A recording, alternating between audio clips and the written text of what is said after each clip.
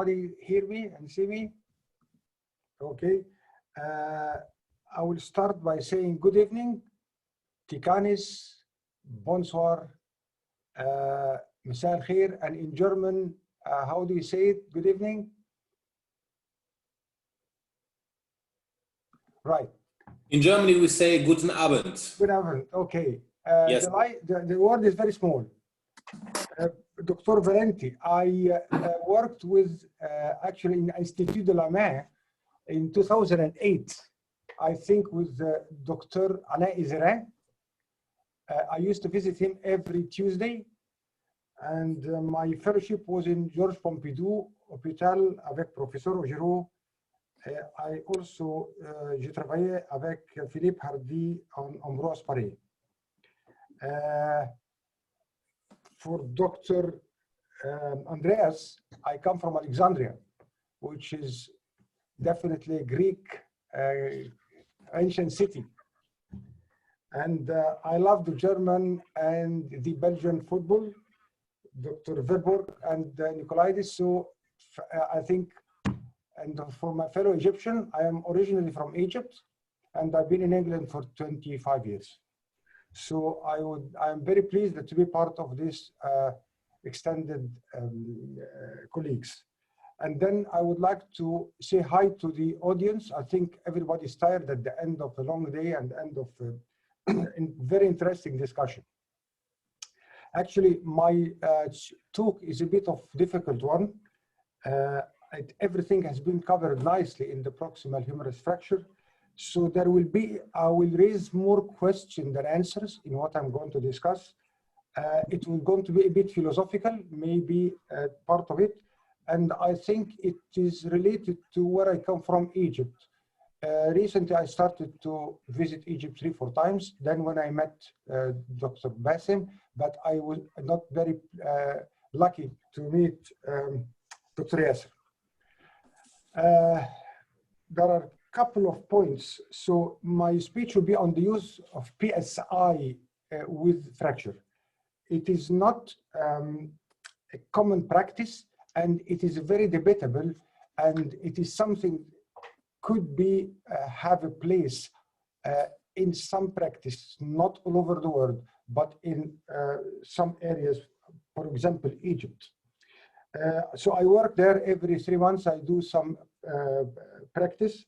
I work with a friend of Dr. Flega, Professor Hafiz. They're both interested in the PSI, and I think they have more experience than me. And I think Dr. Flega can answer part of my questions. The second thing in Egypt, which is, or in India, I have a colleague of mine. I have Dr. Ankit. He's my registrar from India, and I think I want him to come and share with us the Indian experience. So in Egypt and in India, again, there are variance in the specialty and the expertise of the surgeon. So for example, where I work here in England, I am the shoulder surgeon, we have an ankle surgeon, we have a hand surgeon. So there is higher expertise. However, in Egypt and in India, Alexandria, where I come from, it's about 8 million population.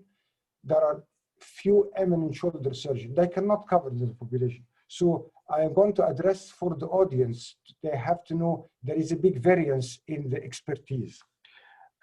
So this is for the audience. So I think the audience should learn, and then a few tips and tricks of what I'm going to say. For the audience, I want them to know that there is something called evidence-based medicine, which has been beautifully and nicely presented by all my colleagues about the complication risks of the reverse, the proper paper. Please, for the junior doctors or for the shoulder surgeon, the young one, and for the trainee and the audience, read papers, read journals. The proper paper is very nicely illustrated. We are waiting for the second paper to see, and there are more trend of how to say, using the reverse more and more than the hemiarthroplasty. The hemiarthroplasty is dying in the Western society. So the question is why I am going to talk about it. The second point, Dr. Flega, Professor Hafiz, and myself, we tried to explore the use of PSI that have used before and to expand it in the use of the fracture. Can you learn a bit more about fractures? Can you have plan for your surgery? I am going to show you a video and a picture to show how when I use the PSI has helped me to do a better exposure and fixation of my fracture. So I'm going to show you the video, then I will see the picture.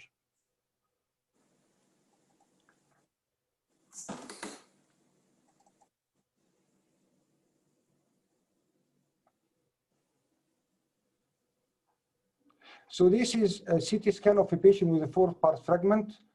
Professor Hafiz has the facility to make a plastic specimen. So before going to surgery, I literally lived the surgery, rehearsed it before I go in. I knew whether the greater tuberosity, whether lesser tuberosity. Then I planned for my surgery. One of the difficulties that faces working in different places, in Egypt, in India, then you go to surgery, you don't have all the sizes and all the components. So by doing an PSI, I can measure the height of the prosthesis, where I want to put it. I can measure the size of the prosthesis. So I can have actually a virtual surgery before I go in. There is another thing, it will show me the posterior tuberosity, where it is the greater tuberosity.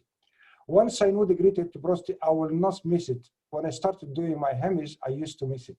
So I'm going to show you now one of my recent ones. Can you please show me what I've done it in Egypt? No, the wiring, yeah. I use a prosthesis similar that Dr. Verbrugge used.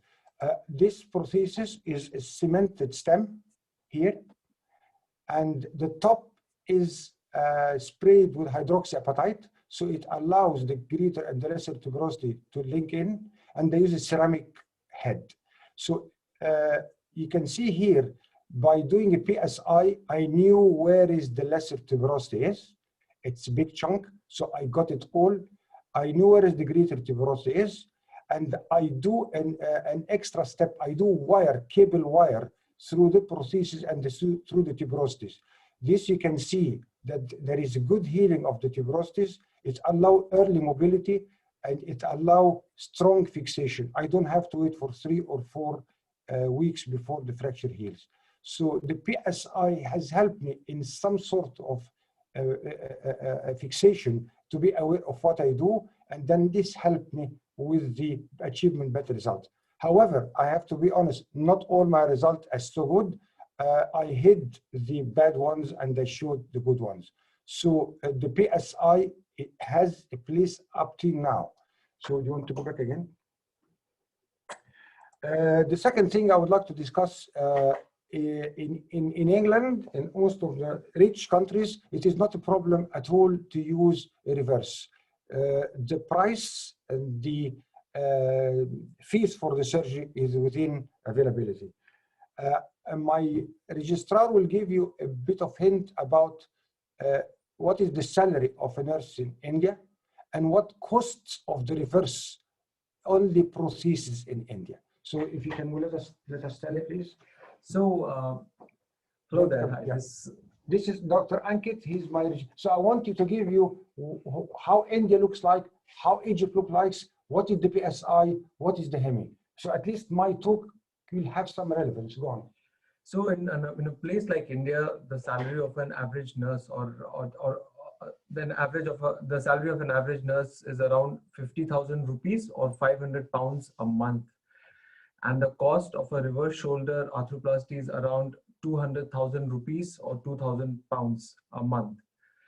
For so how many months salary? So that would mean a nurse would have to give in 4 months of a salary for to have a reverse arthroplasty. Thank you very much. The same thing in Egypt. The salary of a nurse, say it's 5,000 pounds, and the reverse will cost 80,000 pounds. So it can tell you now, in spite of, this is for the young doctors and for the trainee, in spite of the evidence-based medicine says use a reverse arthroplasty, We have a problem in these countries. We cannot afford, the NHS in Egypt cannot afford to pay. So this is my question now I am raising. What do we do? Do we look back at the evidence-based medicine, shake it a bit, marry the evidence-based medicine to the socioeconomic status? That's what comes the word GIRFT. I will show it to you for the, this is it. Can anybody see it? GIRFT. It's a concept now I want all the trainees and all the young doctors to know. Get it right first time.